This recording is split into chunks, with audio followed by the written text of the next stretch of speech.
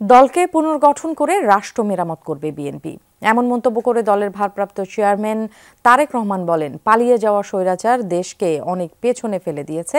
দেশ মেরামতে মেধাবী, পরিশ্রমী ও সৎ লোকদের খুঁজে বের করতে হবে। গুলশান কার্যালয়ে বিএনপি সদস্য পদ নবায়ন কর্মসূচিতে তিনি কথা বলেন।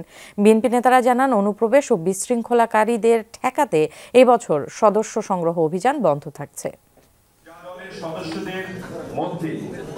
নতুন রাজনৈতিক বাস্তবতায় নেতাকর্মীদের উজ্জীবিত করতে দলের প্রাথমিক সদস্য পদ নবায়ন কার্যক্রম শুরু করেছে বিএনপি, যার শুরুটা করেছেন দলটির ভারপ্রাপ্ত চেয়ারম্যান তারেক রহমান।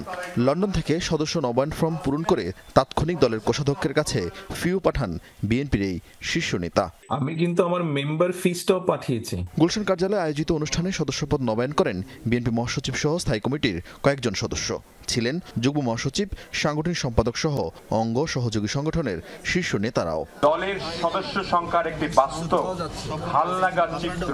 অনুষ্ঠানে নেতারা জানান, অনুপ্রবেশ ঠেকাতে নতুন সদস্য না নিয়ে সদস্যপদ নবায়নের সিদ্ধান্ত বিএনপির।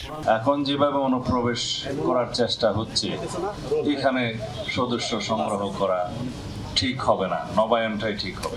অনুষ্ঠানে আত্মসমালোচনা করে বিএনপি মহাসচিব বলেন, প্রশিক্ষণ না থাকায় রাজনীতি থেকে দূরে সরে যাচ্ছেন নেতাকর্মীরা। আমাদের নেতা কর্মীরা আমরা কেন জানি না আমরা রাজনীতি থেকে দূরে সরে যাচ্ছি।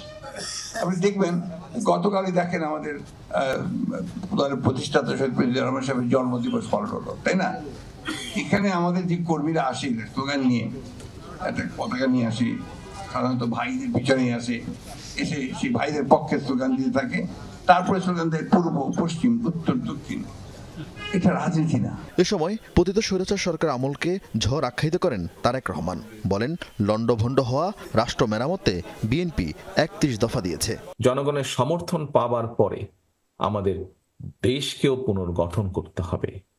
দলকে যদি আমরা সঠিকভাবে পুনর্গঠন করতে না পারি, আমরা দেশকে পুনর্গঠন করতে পারবো না। দেশকে পুনর্গঠন করার জন্য, রাষ্ট্রকে মেরামত করার জন্য আমরা কিন্তু ৩১ দফা দেশের সামনে, দেশের মানুষের সামনে উপস্থাপন করেছি। আমরা সেটিকে যদি বাস্তবায়ন করতে হয়, অবশ্যই আমাদের দলকে ঐক্যবদ্ধ, দলকে পুনর্গঠিত করতে হবে।